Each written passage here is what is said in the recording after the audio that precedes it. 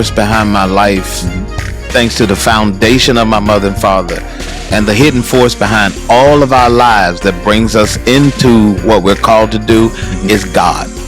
Social media, that little kid with the eyeglasses. I saw that. Thank you. Yeah. I appreciate it. Thank you for reminding me of my pain, sir. Your past can only make you stronger.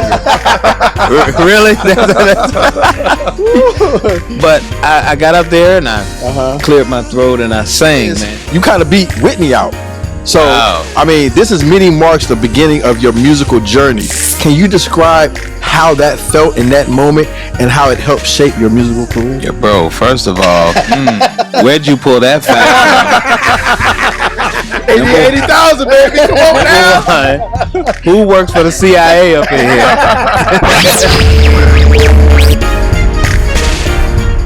Welcome to 80 or 80,000. I'm your host, Moses Newsom. And I'm your host, Big Steph Lewis, in the building. Are you living for 80 years, or you trying to take your legacy and your impact well beyond 80,000 years? Let's find out. Our guest today was born and raised in Smithfield, Virginia. Okay. He's the 8th child out of 9 children who began his journey in gospel music at the tender age of 14. What? In Tulsa, Oklahoma, Ronzel introduced the world to his gift with a song called It Overflows in front of an audience of over 20,000 people. Talk about it. The song was one of the biggest gospel hits in music history. Woo! He was the pastor of the Church of Purpose right here in Newport News. Woo! He's a proud author of the book Emotional Health 101. Talk about Deliver Us from Crazy. Yep. He's a pastor. Yep. He's a community leader. Yep. He's a loving husband. Yep. He has a musical gift from God, and he has a story to tell. He is one of the most sought after gospel singers of our time. Woo! Everyone help me give a warm welcome to Bishop Ronzel Pretlow. Yeah. I'm looking for him. Where is he at? Wow. Welcome to the podcast. Welcome. I am absolutely honored to be here. I am still looking for this guy that you just introduced. I'm humbled and honored to be on 80 to 80,000. Thank you. Man. We appreciate you being here. Pretlow. So listen, we just do a little icebreaker. So, before we start here. So, all right. Listen, man, did you watch Super Bowl? You check out the Super Bowl? Man, I'm an Eagle, baby. I'm an Eagle, baby. You did? I almost wore all my gear in here. Oh, no. I'm an Eagle. I've been an Eagle. I've been an Eagle since maybe 20 years. Okay. 20 years? Okay. All right. Randall Cunningham days. Okay. All right. But Michael Vick, since we're in Virginia, I'm from Virginia. Okay. Shout out to Mike. Yeah, Mike Vick, the coach of Norfolk State football. Congratulations, Mike Vick. Mike, we love you, baby. Yes, sir. Michael Vick convinced me to never leave the Eagles. So once I'm loyal. So okay, that's dope. That's Eagles. dope. That's dope. So let me ask you a question, man. Kendrick Lamar during the halftime show, he had some bell bottoms or some kind of. What's up with that? And the key. And you know what? Let me tell y'all something for everybody that want to know. This is the cleanest dressed man that I've seen or heard of in the last 10, 20 years. So, I mean, was Kendrick setting a new fashion trend, or what's going on with that? Talk to us. Actually, to understand the mind of genius, you have to be inside of genius yourself. Wow. Talk it. Wow. Bars. And let me say this.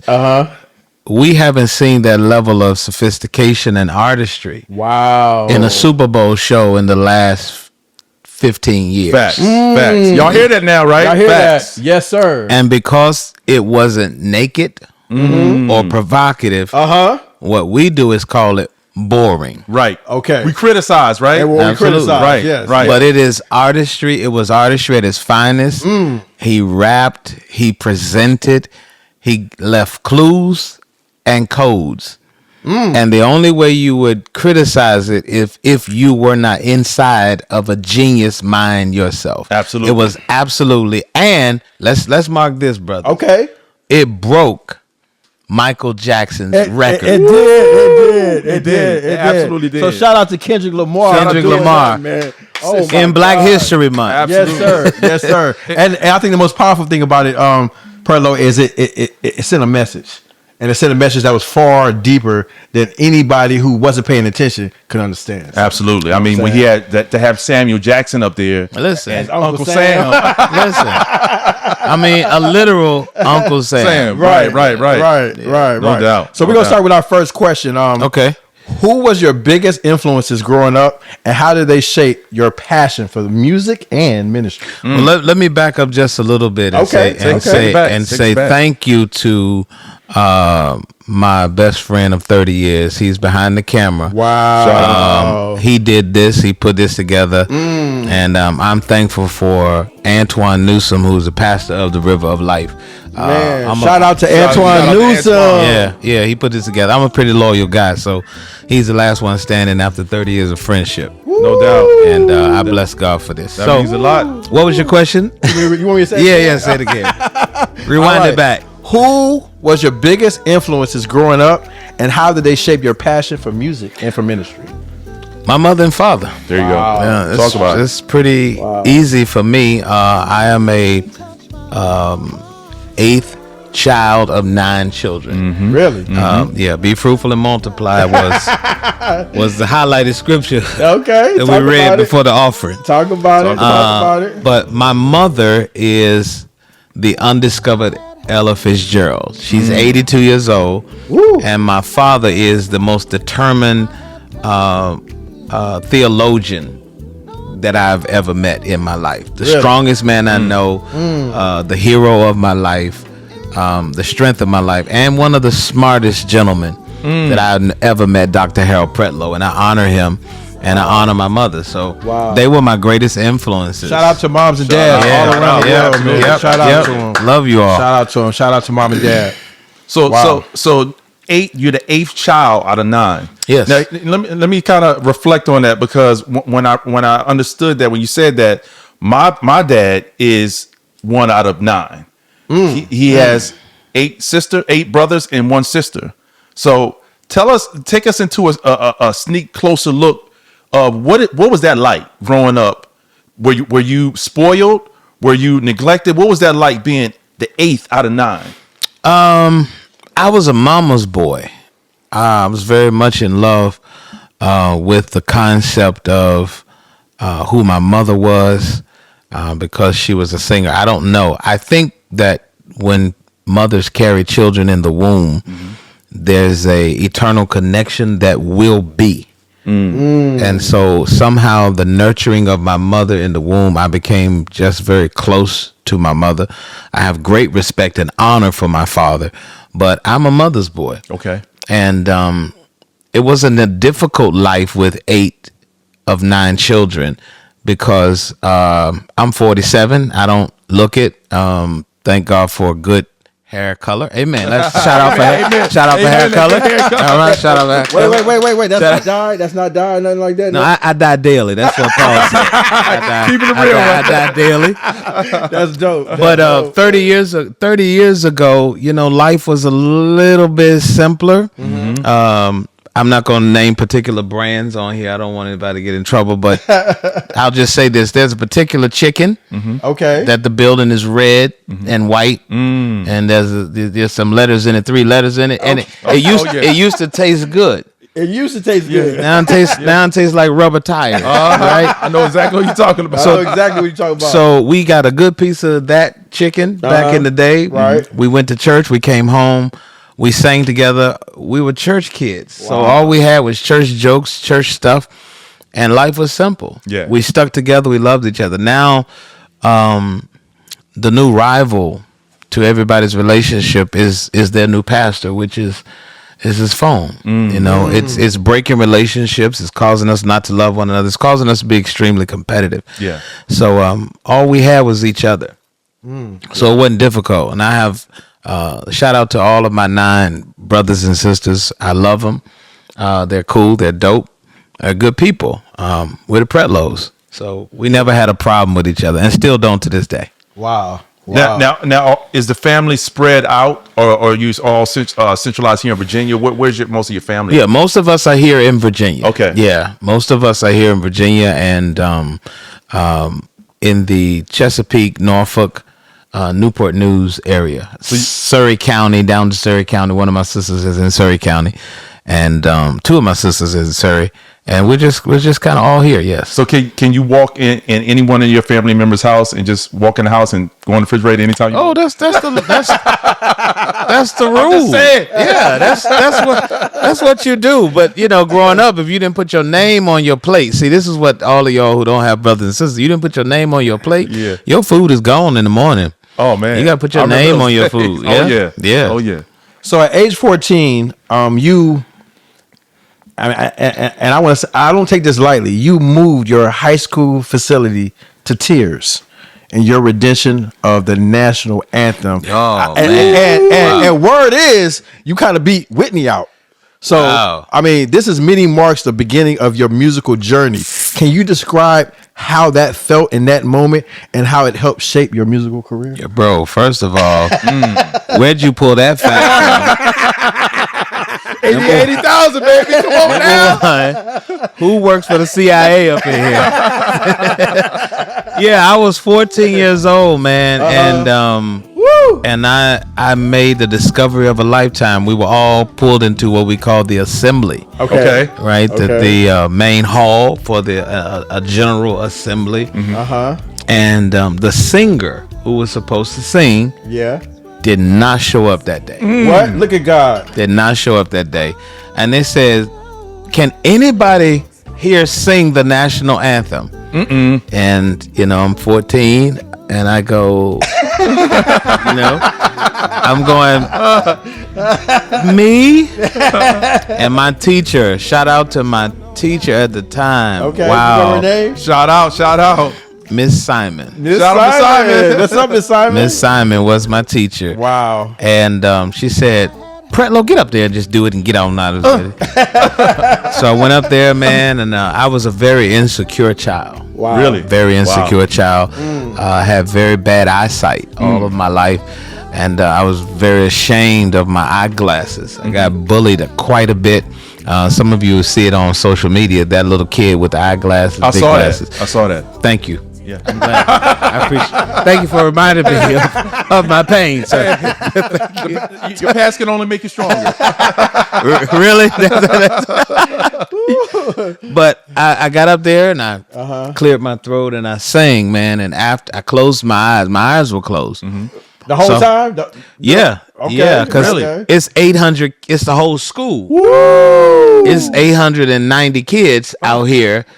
And I close my eyes and I'm lost in time. And when I get through singing, I open my eyes and the teachers are crying. The principal is wiping his eye. I'm getting hugs. I think, if I remember correctly, I got free lunch for the rest of the year. Oh, man. And I was a star. People were giving me French fries. Oh, man. Yeah, Chocolate milks, cookies. Oh, my God. Chocolate milk? What? Yeah. Oh, man. Now, did any of the bullies try to, because since you got free lunch the whole year, did any of the bullies come and take your cake or take your chocolate milk? No, I got respect from the bullies. See, once people discover your gift, Talk about it. their respect changes. Wow. It's a whole different ball. So the bullies became my bodyguards. Okay. I like that. They, about it. shout out to Kenneth Presley. Shout out. What up, Kenneth Presley? Shout out to Lamont from Smithfield. You know who you are. Lamont. Yeah. Okay. Yeah. So Lamont, I love you, baby. that's what's up. So shout out to all that. Shout out to all of those. So yeah, it kind of changed the game for me. That's No dope. doubt. That's dope. So, That's dope. so before you brought everybody to tears, did you didn't, at some point you really didn't want to do it, but what brought you to do it? I know they said, come on, do it. What actually finally brought you to do it? God. There you go. There you go. There's always been a hidden force behind my life, thanks to the foundation of my mother and father, and the hidden force behind all of our lives that brings us into what we're called to do is God. Wow. It's not the universe. It's not a tree. It's not something told me. God gives you your birth assignment. There You you are go. born with those gifts, and at a particular time in your life, those gifts are made manifest in their, what I call their genesis. There you go. And so you have to start somewhere, and it's literally God taking one of his fingers, if you will, Right. and just kind of nudging you into the path that he has for you. Yeah. And so that's how it started. And all these years later, I'm on that path. So that was a pivotal point in your life. Yeah. And did it change everything for you at that point? No, it didn't. Okay. I sang, but I didn't know what had just happened. Okay. And throughout your life, you'll move into several anointings before you are aware of what's happening. So your gift comes before your awareness. Say it again. Say that again. Your gift always comes before your awareness. Wow. An interesting story. Mike Tyson is the champion, the greatest champion in my opinion that ever lived, heavyweight boxing. His father was a preacher, and his father used to beat up deacons at the church. That confronted him in meetings. Google it.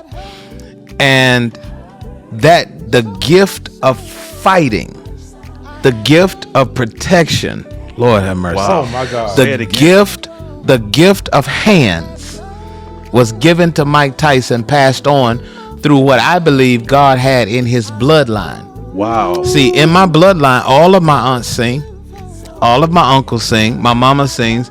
So God has always had a particular gift in our bloodline. He just needs somebody to bring the gift to fame. Even Jesus. Yeah. His pedigree, he started with David. Everybody in Jesus' 42 generations Yes. rose to fame. From David to all of those people in the bloodline of Jesus. Absolutely. They rose. So when it came to Jesus, he had to be hidden. He had to be nurtured. He had to be taken care of. But when his time came, heaven said, "This is my beloved son." So your gift makes an announcement. So your gift has been there all along. Yeah. But then you had that transition point where God said, hey, you got to move forward. Yeah, there's a word that I call it where God will take your gift and he'll say, now. Now. Which brings a whole new meaning to your gift will make room for you. Oh, man. Oh, man. Yeah. Let's switch gears real quick. You mentioned, and I want to tell, I'm real big on how people treat their mothers. Talk about it, Moses. So I want to just take just 30 seconds if you don't mind. My mom is one of the most important things to me in my life. She was there when nobody else was there. Yeah. Number one, God's always there. Yeah. But the strength that God's put through her to be able to push me through the things and the opportunities and the challenges that I've been through life is big. Yeah. So you mentioned your mom and you looked at her as the undiscovered Ella Fitzgerald. Yeah. Now we know her as an iconic American jazz singer. Tell us about why did you put your mother in that same playing field with her? Talk to her about that. Well, first, if you put two pictures side by side of Ella Fitzgerald and my mother, they look like sisters. What? I mean, down to the eyeglasses, down to the darkness of the beautiful dark ebony skin, down to the way they used to wear their hair, down to the elegant gowns that Ella Fitzgerald used to wear. That's my mama. Wow. My mama is class personified. Right. Talk about it. She is class personified. And we have made people, particularly women in this country, to feel like if you are dark, if you are darker skin, you are lesser than. I know it's lesser than, but if you're darker skin, you're lesser than. And so, but my mother was class personified. So she is the Ella Fitzgerald, I say, because raised in the Holiness Church, the Holiness denomination, you weren't allowed. Come on, y'all. Let's go. Let's say it in the comments. All of that. You weren't. What couldn't y'all do? Raised up in the Holiness Church. You couldn't wear red. Okay. You couldn't have your hair perm. You couldn't have a TV. Okay. You couldn't drink out of a soda can. All right. You couldn't swim together in the swimming pool. What? Because that's how babies come along. You know what I'm saying? I'm like, all of these rules. You couldn't play marbles because the Bible say marble not. You must, all of that kind of crazy stuff. So there is a context where they wouldn't allow her to go into what her gift was beyond the church. Right. Wow. Wow. And so she was kind of stifling, but my mother would stand at the clothesline. I know I'm dating myself, but she would stand at the clothesline and I would hold on to her dress and she would do scats. Ella Fitzgerald is a scatter. That's why I liken her to Ella Fitzgerald. She would do scats and she would do runs that one of my closest friends, Kim Burrell, Okay. she would do things that Kim Burrell is doing today 35 years ago. Wow. Woo. So she would stand at the clothesline and she would sing this song, it took a miracle to put the stars in place. It took a miracle. She would play the music with her own mouth and sound. And I'm listening.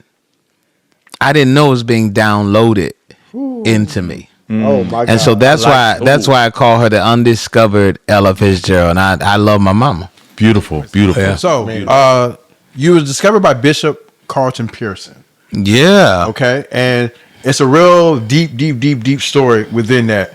So take us back. Carlton Pearson came to a church, heard about you, decided to bring you where he was at.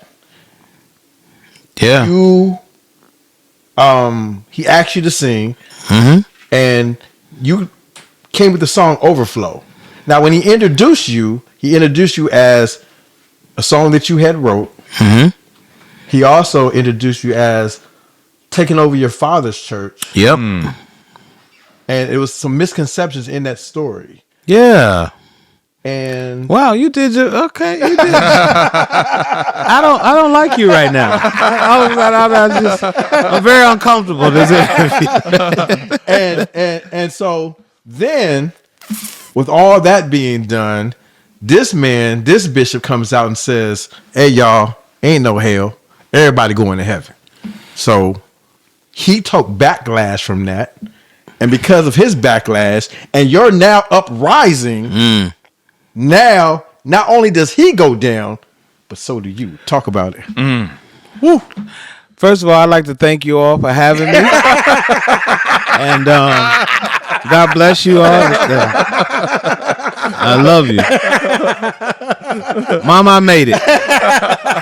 Let me back up a bit. All right, tell the story. Couple of nuances in the story that I need to publicly correct. Okay. I did not write Overflows. There you go. Your brother did. I did not write the song. Shout out to my elder brother, 2 years older than me, Ivan Pretlow. Shout out to Ivan Pretlow. Elder Ivan Pretlow. Yes, sir. Possibly one of the greatest songwriters in gospel music. And we're gonna have a conversation because we're gonna bring him back to the table because he got some more songs in him. He do. Okay. My brother called me one day on the phone and he said, "Ronzel, I got this little song." Okay. And he sung it to me. There was a woman in the service that was speaking in other tongues, praying in the spirit. He sung it to me, right? And so I pocketed it. I loved it, but I put it in my back pocket. I was like, that's amazing. That's crazy. Not knowing that the stars would align. I met my deceased, he's now deceased, God rest his soul, Apostle Al Jones. Okay. I'm at his church singing for another friend, his nephew, Andre Jones, who's another phenomenal organist, songwriter, and bishop. All right. So I'm singing a solo for that group. A song that Andre Jones wrote. Okay. Bishop Pearson is there, and he hears me leading the song. Gotcha. He leans over to Al Jones and says, "Who is that?" Wait. Okay. Prophet Todd Hall is also at the service. Prophet Todd Hall prophesies to me 24 years ago that God is going to I'm sorry. No, unpack that God is going to take you around the world. Now let's fast forward, then we'll rewind. I'm in Florida 3 weeks ago preaching for another pastor Byron Stevenson. Okay. In Florida. I look at the GPS, Prophet Todd Hall, the praiseologist. Okay. His church is 12 minutes away. Woo. Prophet Hall inboxed me and said, I heard you were in my city. I just want you to know that I love you. My heart, you know the old song that said, my heart drops. My heart drops. I'm like, Prophet Hall. I text back, man, I love you. He's like a father to this generation, you know, an uncle, a father. Yes. I said, Pop, I love you. So I stopped by his church. At the end of the service, Prophet Hall calls me up, asks me to share a little bit of singing, and he announces me again. Wow. So I just wanted to correct that. Now let's talk about this Carlton Pearson Yes. piece. Yes. Yes. Yes. Exclusive. Unpack Exclusive. Y'all. First of all, y'all are petty. This is wrong. This is blackmail. I didn't know about these questions before I got up here. And this what get y'all to 80 or 80,000. This I got it. You got it now. I got it. Got it now. So Carlton Pearson's Bishop Pearson's understanding of hell did not come from me. Gotcha. Got it. Let's get that. Let's get that. Let's clear that up. I still believe there is a hell. Got it. Got it. People say there is no hell. You go through hell in this life. Well, the Bible doesn't describe that. There is a hell. Hell is very real. It's a very real place, just like heaven is a very real place. Absolutely. Yes, sir. Absolutely. Talk about it. So a lot of people are not in hell. They're imbalanced. Ooh. And so when you are imbalanced, you feel like you're going through hell. So God will let you feel certain imbalances here so that you can correct them so that you won't go to hell as a reward for not correcting the things that were imbalanced. Yeah. Bars. So when you live a hellish life, God pulls you in, gives you an opportunity to correct that. So hell won't be your reward. So I say you go through hell so you won't go to hell. Woo. Say it again. You go through hell so you won't go to hell. Going through hell causes you to be introspective, to look at yourself and say, let me correct this. So hell is all about rebellion. Rebellion. Talk about it. Rebellion. And so, but when he says there is no hell through the gospel of inclusion, Right. I believe what he was trying to do was actually love everybody. That's what we're trying to do. He was trying to love everybody, but you cannot change theology No, you can't. for love. No, you can't. Now, I'm a bishop, a legitimate bishop in the Lord's church, and somewhat of a theologian. You cannot have a revelation that's outside of the boundaries of what we call a closed canonicity. Closed canonicity is you cannot go outside of the Bible. Right. You cannot go into the book of Enoch and into the book of Maccabees and into the book of Judas and into you. Now, those things are there. The Apocrypha is what they're called, but you cannot go into that to find a revelation that suits you. Talk about Right. it. You must stay within the lines and the confines of the 66 books. However, we have 67 books. Ready? That 67th book is the book of you. Pretlow. Talk about it. The Bible says we are living epistles written of men. So today, people aren't reading the Bible, and they don't like church because they don't read the Bible. They don't like church because they're reading you. Woo. My God. And you are not a living epistle. And because you don't live what you preach. Now, I'm not condemning because I have not lived what I have always preached. I'm a man of mistakes. Yes, sir. All of us are. Oh, I've All made of us are. mistakes. I'm not gonna get into all my mistakes, but I'm a flawed canvas. Like God made me and then was like, nope, let's do that again. Like, nope, let's do that again. Yeah. But he hides his treasure in earthen vessels. So the best things from God come from dirty situations, Right. dirty people. And what we have to do is understand that God didn't die for any of our good. He died for our bad. So I believe he was trying to get a revelation and had a misunderstanding of that revelation. Wow. Wow. Yeah. Well Wow. said. Well Wow. said. Yeah, bars. Bars. Bars. Bars. So in transition to that, we're all flawed, and you can't learn anything in life without making mistakes. Let's be clear on that. Sure. At 19, you face some challenges. Yeah. You were at a point. Man, who gave y'all this stuff? What is happening right now? Did y'all talk to my wife? You did it, Antoine. You did it. What is happening? Well, it's God. Who knows about me at 19? God does. God does. You're not God. Son. Absolutely not. But I'm a vessel. So at age 19, you face some challenges. And you were at one point in your life where you wanted to end it all, jump off a bridge. Wow, bro. And Really? And you came to that point in your life and you turned it around and you went through some challenges, really finding out who you were. Because you felt at that point you really didn't know who you were. Talk to us about the challenges that you were facing. Because not only you go through it, there's a lot of people out there that need to hear, what does that journey look like? What did you have to go through, and where did you have to pull that from to get out of that situation? I have a song on this coming up album that we'll get into later. I have a song on this album called That Part. Okay. That part. That Part.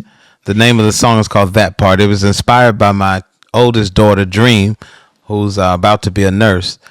And the lyrics of the song are unexplainable shame, unexplainable thoughts, unexplainable pain. That's what Satan brought. And then it says, then unexplainable love when you grabbed my heart. I just can't explain it. Your love is that part.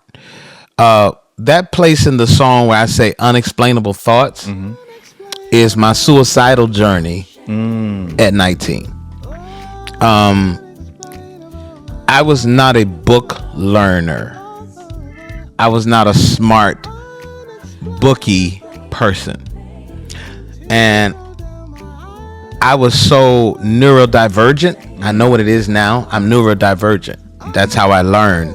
I could participate in like 7 conversations at one time. Wow. My wife has proclaimed that I'm ADHD. I accept it. I looked it up.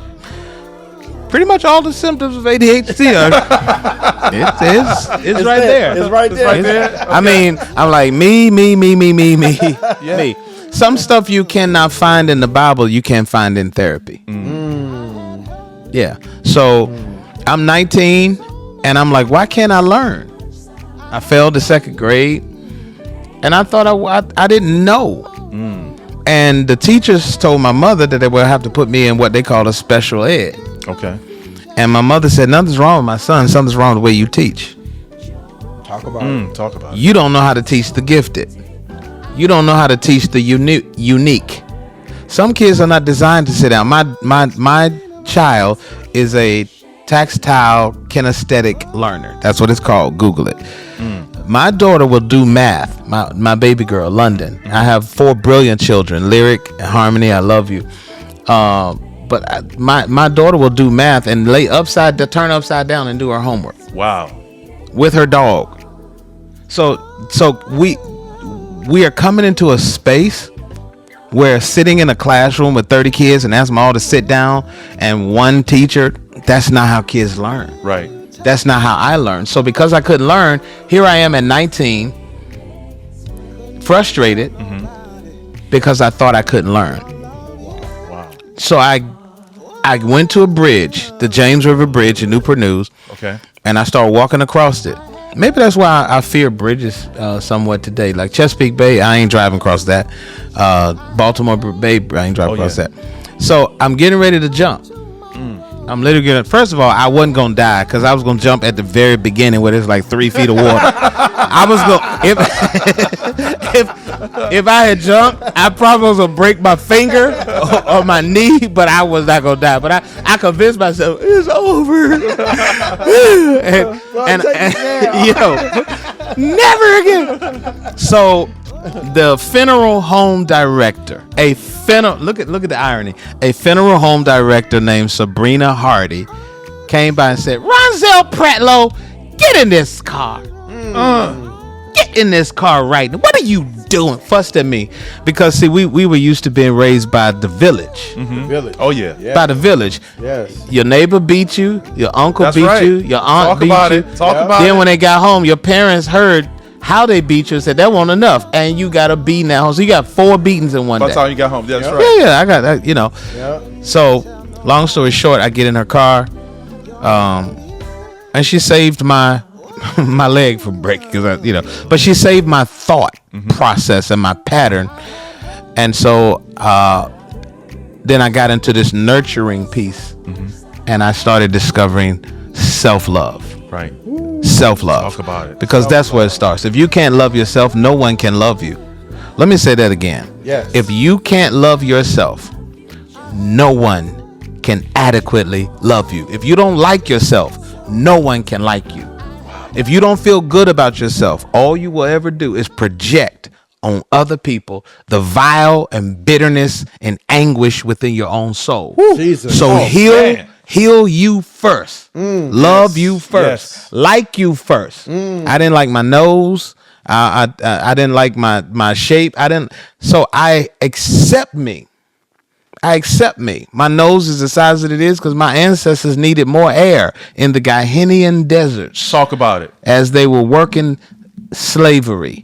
They needed more air, more oxygen. My hair is nappy so that the UV rays from the sun wouldn't burn my skull. Come on now. It's Black History Month. Wow, let's talk about I it. couldn't have stringy hair and work in the sun because the sun would penetrate through my stringy hair and burn my skull. So God kinked it up so the sun couldn't get through. Do I hear you saying that God don't make mistakes? What? Okay, y'all heard it right. God is on 80/80. in the words of Prophet Brian Carn, God is a bad boy. Man, Bad boy. Don't make no God mistakes. is a bad boy. Say it again. I don't make no Come mistake. on He's a now. bad boy. Wow. So you got to accept that about yourself. You got to accept that about God. Go ahead. I'm sorry. Man, Wow. powerful stuff. Powerful stuff. So what initiatives are you most proud of in the Church of Purpose, and how do you aim to impact the Newport News community? One of the initiatives that I love about what I did while I was there with Church of Purpose is I was able to institute my musical prowess. Wow. And my musical prowess allowed me to have an understanding that there was more to me at this stage of my life. I had a 3-piece band every Saturday. I moved to services Saturday. Donald Hurdle, Mark Thomas Jr. on drums, and Dominique. I can't think of his last name right now. I know I love him. Big smile. Dom, you know I love you. And we would just remix songs and flip songs. And one of the songs that I flipped that went viral is Say Yes by Floor Tree. And I flipped it into a gospel piece. Oh, wow. And I flipped D'Angelo's song, How Does It Feel? And people that aren't creative always criticize because they're boring. Of course. Yeah. Of course. They're boring. That's secular. That's secular. That's secular. Yeah. No, it's not secular. It's out of your stratosphere. And creatives are in another stratosphere. They're in another dimension. They're in another place. Wow. They hear from another place. They create from another place. They vibe from another place. They rock from another place. They dress from another place. So you got to be free to be your creative self. So the implementation of that music and that jazz style that I had. Yeah. So my wife leans over to me one Saturday because I'm just burnt out. I'm like, man, I should be doing something else. Yeah.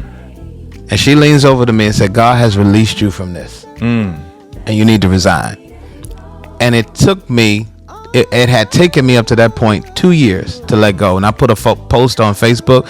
Some people hated it, some people loved it, but over 4,000 pastors responded. Wow. Because they felt the same way. Wow. So there are two contexts here. You can be big, mega, and miserable, or you can be small, secure, and satisfied. There you go. And let's touch on this point right here.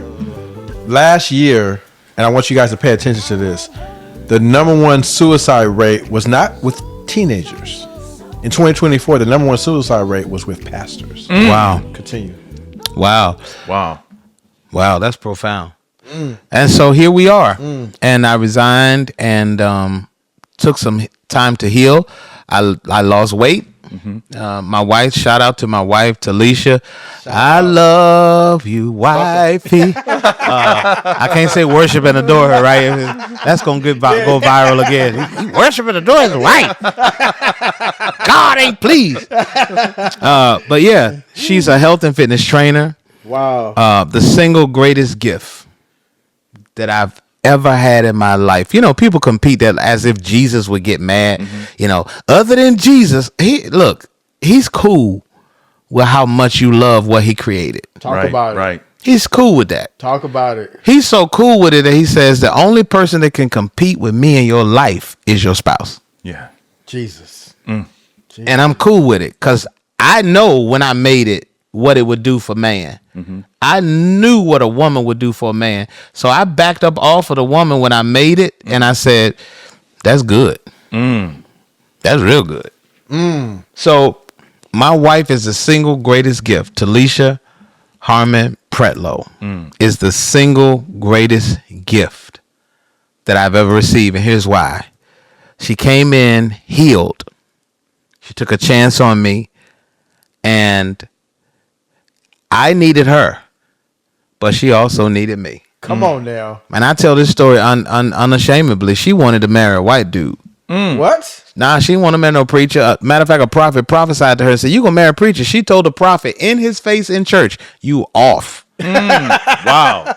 She inboxed that prophet and apologized and said, you were right. Because I showed it marry a whole bishop in the Lord's church. Wow. Lord, have mercy. And so she helped me. She healed me. After I resigned, she got me on a healing journey. Yes. Yeah.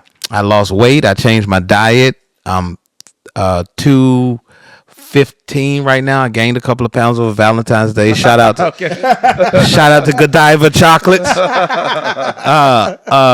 But she got me here, man. Wow. And so I'm here doing what I'm supposed to do while I'm supposed to do it. I believe I'm going to pastor again in a few years, maybe from 50. I have to do this music thing for 2 years. God has released me for at least the next 2 years to be at the top of the mountain. I proclaim that. I speak that over my own life. And then after 2 years, we'll go somewhere and maybe put an application into a mega church and see what God says and just ride off into the sunset. 60 years old, I'm going to retire. We're going to travel the world. 120 years old, I'm going to die and go see Jesus. There you go. You got the hey, that's the plan. Yeah. That's beautiful. February 28th, you got Yay!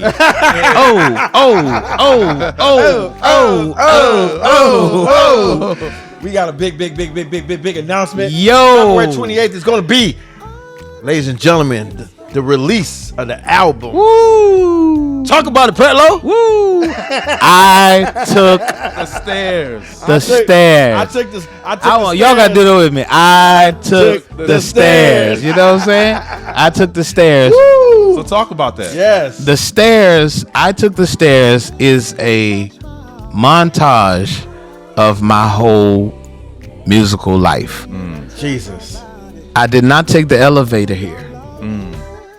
I did not chase this moment. I did not compete for this moment. I did not compromise my standards in God for this moment. Okay. I am unashamedly a heterosexual, happily married man. Amen to that. And that's what I am. Bars. No shots to anybody. Yes. But I took the stairs and I did it my way. You didn't take the escalator? Nah. No, I don't. See, the escalator is fun. Watch this. The escalator is fun till you get ready to get off. Oh. Then you have to navigate your steps. Woo. And you might trip up if you don't concentrate. That's right. So I Took the Stairs was a montage of my life. It is a smorgasbord of great things. It came together in an unusual way. I met a young lady named Magnolia Cook, who is now my administrator 4 years ago. Okay. But let me rewind. The stairs didn't start with Magnolia. The stairs started with Antoine Newsom. Bishop. Yeah. Magnolia and I are on the elevator. Okay. Antoine and I took the stairs. Backwoods, Alabama. Backwoods, Mississippi. L.A., Georgia, San Francisco. You name it. Wow. We sang. I preached and sang. He is my personal manager now, but he was my total everything, administrator, business manager. Everything. I cut my hair. It's crazy. Cut your Right? hair too? Yeah, he's a barber. Oh yeah. Oh, man. You know that? Yeah, shout out. He's a Trade. celebrity barber. Yeah. Yeah. So I Took the Stairs started with him, Okay. Jesus. right? Yes. Fast forward, I'm 47 years old. I meet this lady named Magnolia Cook. Man, and she is the administrator of life. She's the what? Administrator of life. Beautiful. my God. Beautiful. She is a helper Wow. of great men and great women. She is a helper of great people. And so she came into my life and introduced me to this gentleman named Phil Bryant. Okay. Woo! Talk about it. Philip Bryant, Concord Baptist Church, Dallas. Philip Bryant, who is the musical director, I believe. Sorry, Phil, if I'm getting your title wrong. Apostle, Bishop. Philip Bryant is the executive producer for most of Kirk Franklin's latest albums. Wow. Tamala Mann is Philip Bryant. He produced her last album. Not Tamala Man. Tamala Mann. Wow. That's Philip Bryant. The legend Tamala Man. The legendary Wow. Tamala Mann. Philip Bryant has always, according to him, been a fan of my music. And I've always been a fan of the music he did, not knowing he was behind that it. he was Yeah, entwined he with was entwined with it, right? Magnolia knows Philip. Magnolia knows me. Some crazy circumstances happen. We all end up in Dallas together. Wow. it. At and- the same time, at the same place. I That one number God right there. for the sake of I'm glad y'all didn't interview and investigate this part.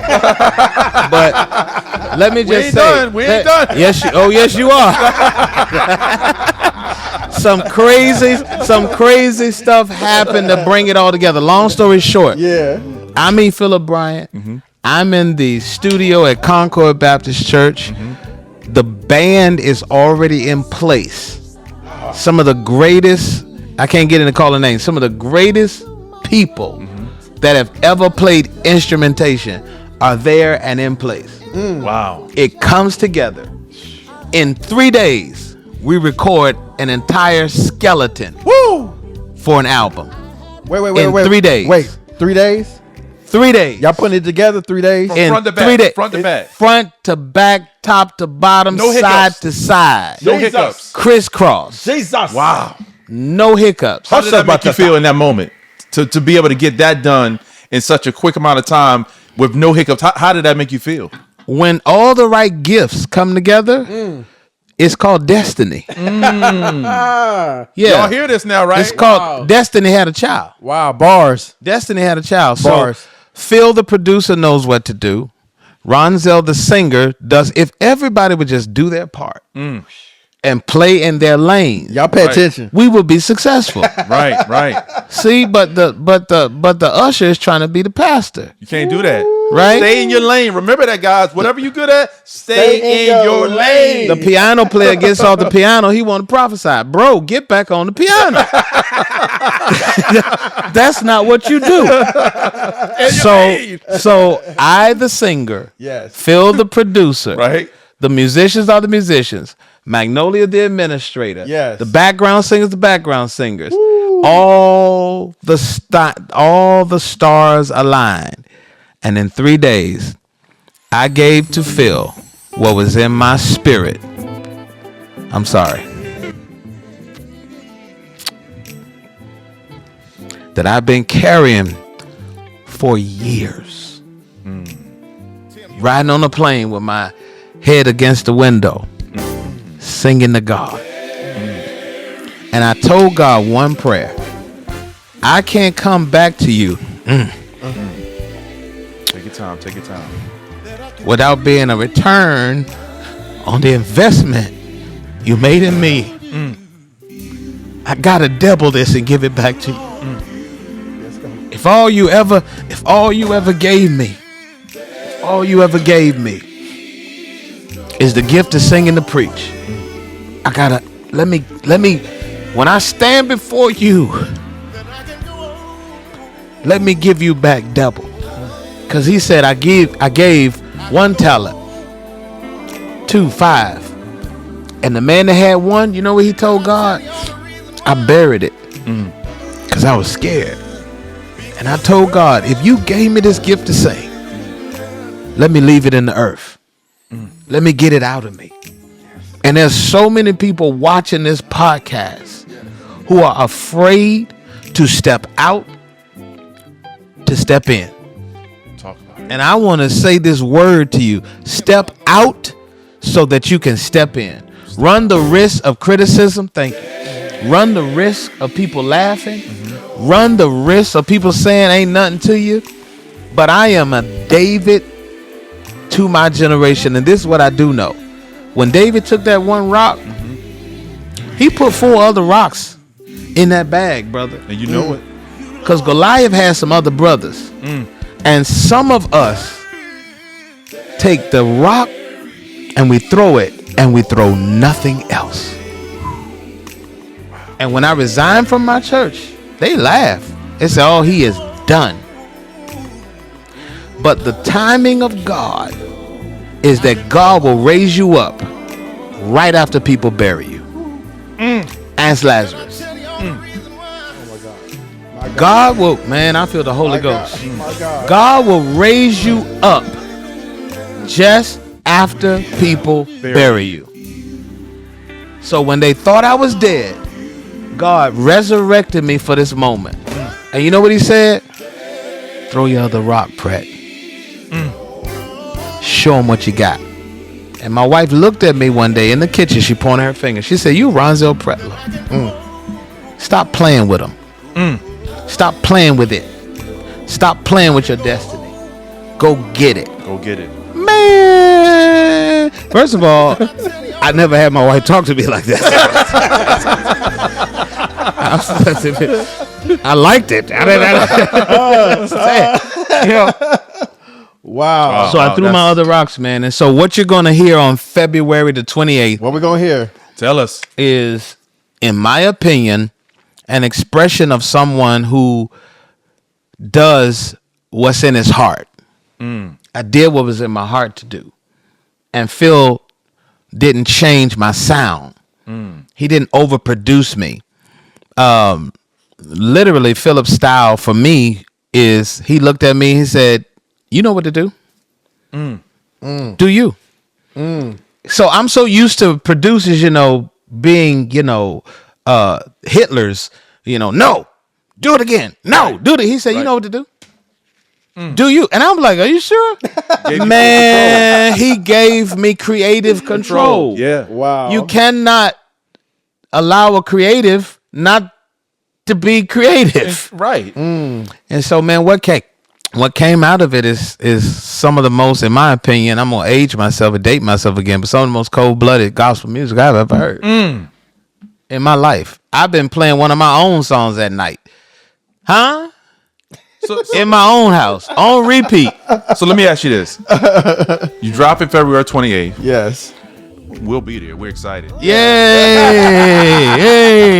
So, what is the message that you would hope that people get from your music?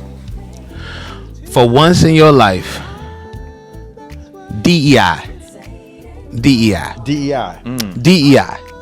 Since we're on this DEI thing and this DEI kick, diversity, equity, and inclusion. I have another acronym for DEI. Okay, talk about it. Here it is. On February 28th Yes. at 8:08 p.m. At 215 Los Gaviotos Boulevard, the Mount. Yes. Shout out to Pastor Brown. Shout out. The Apostle Kim Brown and his son, Pastor Brown. Love you all. Thank you. The Mount, Chesapeake, Virginia. I appreciate you all. One of the most beautiful facilities in Virginia. Virginia's coming together. Newport News, Williamsburg, 7 cities. Come on, y'all. Richmond, Portsmouth, Okay. Yep. Hampton, Okay, talk about it. Chesapeake. Talk about it. Come on. Yep. New York, New Jersey, Okay. North Carolina, Roanoke, Murfreesboro. The East Coast is coming together, baby. Wow. And this is the new DEI. You ready? Yes. Let's go. Do everything in you. Woo. Say it again. Say it again. Wow. Do everything in you. Everything God ever put in you, do Do it. it. Do it. For once in your life, do it. Be it. Become it. Display it. Run the risk of critics. Your critics are so bored that the only thing they can do is talk about what you're doing. And here's the thing, artists, I'm gonna pause here, and I want you to really pay attention to this message. People will always tell you what you can't do because they want to put their fears on you. Yeah, man. Wow. Yeah, man. Wow. So I you will hear that. So I want you to go to Eventbrite. Shameless plug. Go to Eventbrite and get your free.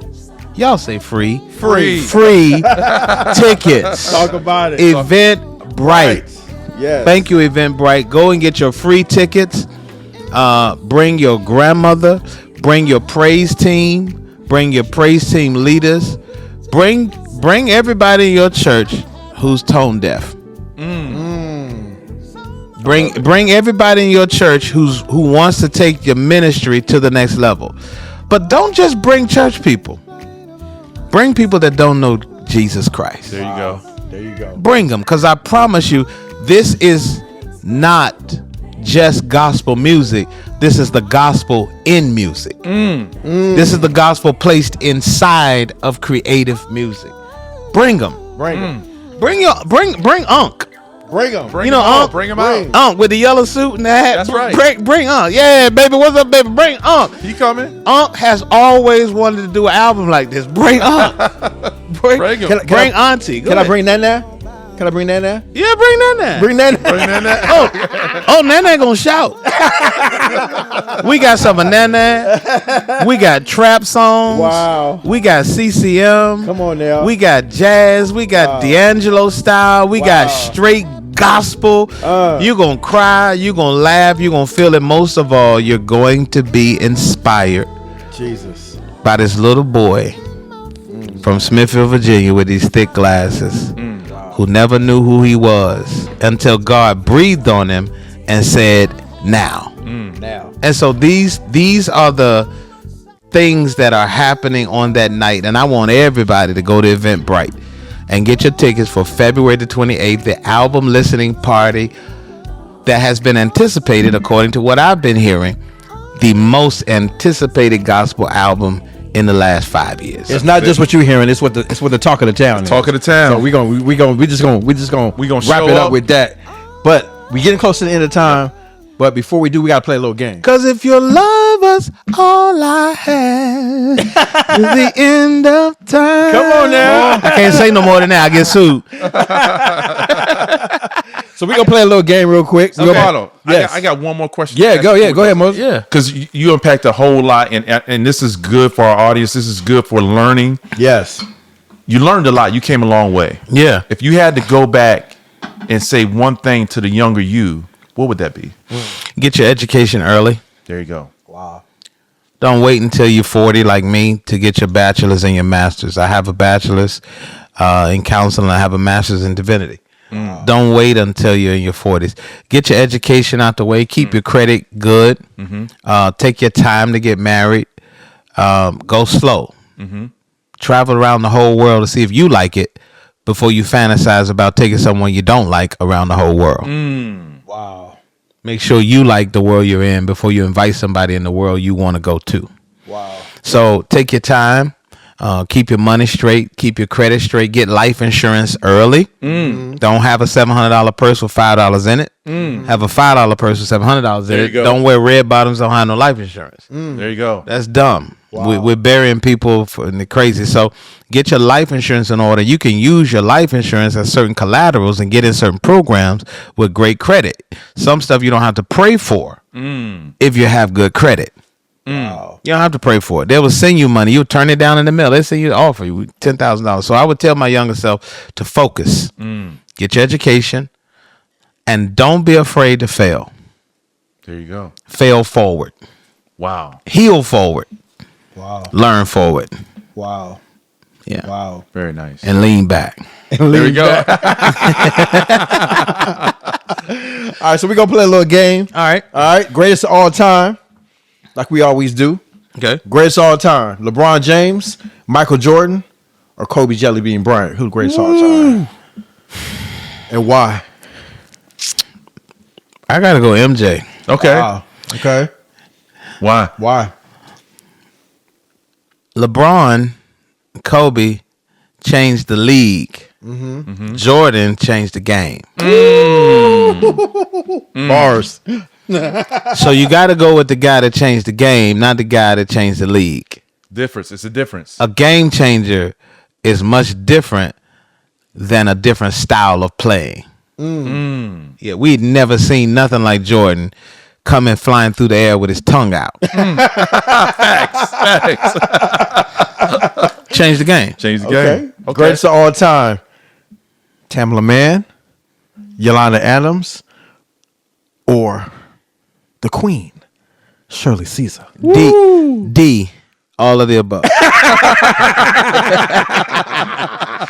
D. All of, what you not gonna do is get me kicked off a Tamela Mann album, and what you not gonna do?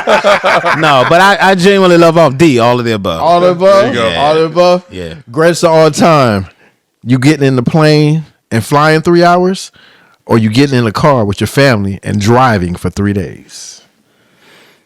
Wow. If I can get back on the plane to go meet my family and then get in the car and drive with them for 3 days, that's called satisfied. Okay. Yeah. I love coming home to my family, That's dope. That's Yeah, dope. that's dope. spending time with them. That's Very dope. dope. Last Very but not dope. least, greatest of all time, Kojic, Baptist. You know what? You really trying it. Go ahead. Kojic, Baptist, or unorthodox? Let us know. What's the greatest of all time? The kingdom of God. There you go. Talk about it, Pretlow. Because all of them are constructs of what's in the kingdom of God. Shout out to my presiding bishop, Bishop J. Drew Shear, and my jurisdictional prelate, Bishop Paul Harmon. Love you. Wow. Wow. There you go. Well, before we go into our last question, because we run out of time, we got to bring you back. I got to mention two things. First of all, the original interview was for Bishop Antoine Newsom. Okay. He, much like your national anthem story, stepped away and put you in here first. Wow. Yeah, that's what friends do, though. Yeah. Friends are not afraid to let other friends shine. Real friends are not afraid to be the Jonathan David relationship. Now, I don't know who David and I don't know who Jonathan, but since Jonathan died, I'm David. Right, Jonathan. But this is the story that Jonathan and David did. Jonathan gave David his future. He was set up to be the next king. So he gave David the future he would have had because God wanted David. And a good friend will recognize it's for me, but it's on you. And that's it. But a better friend will pull the friend that recognized that and say, you coming with me. I'm not going to leave you. You coming with me. Right. In whatever capacity that is. you can't have a friend be unselfish to love you and put you first, and you not reach back and say, "Now you come with me," because this pie is big enough that you can't have the whole pie, but you could get full, right, off a few slices, right, right. That's friendship. Facts. Yeah. Second thing I want to point out is about maybe 8 to 10 years ago, a young man was serving in a restaurant at Outback, and Bishop Pretlow walked into this restaurant. Man, what in the world? With a bunch of people, and he had his armor bearer with him. And the server came up to him and took his order and served him his food.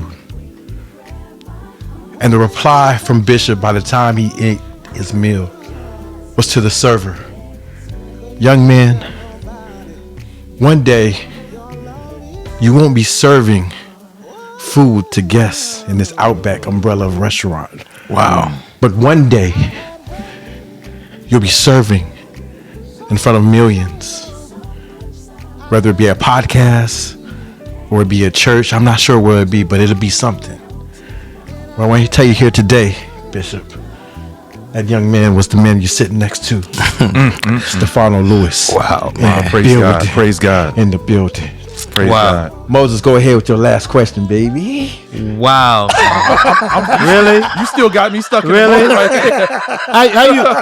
How you pass it to him? I can't follow that. After you end the show like a ninja, Moses. I can't follow that. Thank you, brother. He first of all, he thought about this for the last 6 days. Yes, he did. Yes, he did. Let me just say this. Thank y'all. This interview has been great. And again, February the 28th. Yes. 28th. Blow this thing out of the water. Yes. Bring everybody, go to Eventbrite, get your free tickets. I want to thank you all for one of the coldest interviews I've ever been on. I've never been happy and scared, ready to leave and want to stay at the same time. Like this is crazy. Now, before we go, are you going to do the question? Yeah. Do the question real quick. So, our podcast is 80,000. Yeah, okay. And again, you know the backstory of why we came up with this. Are you living for 80 years on earth, which is a grain of sand on the beach? Or do you want your legacy and impact to be beyond 80,000 years, meaning that what you're doing now impacts people that are left here and also impacts and I always tell people, stop worrying about real estate on earth. Put your down payment on the real estate in heaven. Real estate in heaven. Okay, Moses. Okay. You getting him back? That's my dog. Well, he did this real estate in heaven. So what you living for? 2 words. Well done. 2 words is still my greatest reality. Well done. And if we leave this podcast on record 80,000 years from now, somebody will pull it up out of the archives. I don't know what they'll be using to look at this. It'll probably be like CDs and be like, how do we turn this thing on? But I'm living for the long haul. Wow.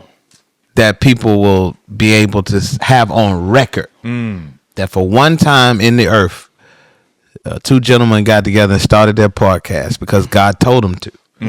And this crazy bishop and his crazy friend and his crazy team got together and said, let's go for it all. And the earth was inspired and the world was shaking because we took the stairs. There you go. Well, last but not least, we're going to end the show.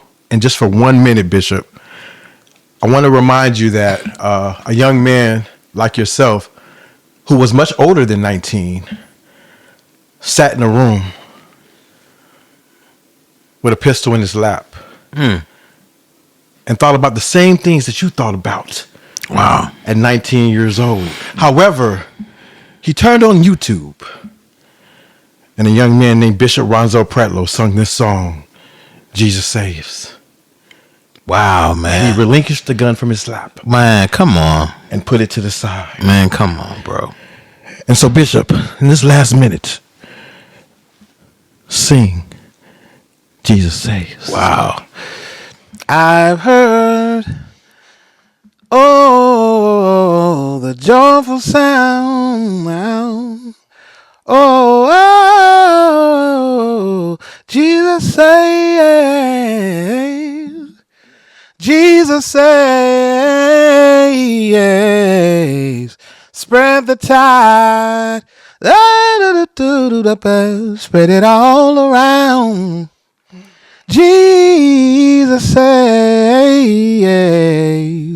Jesus saves. Wherever you are, in your home, in your car, all you got to do is say yes.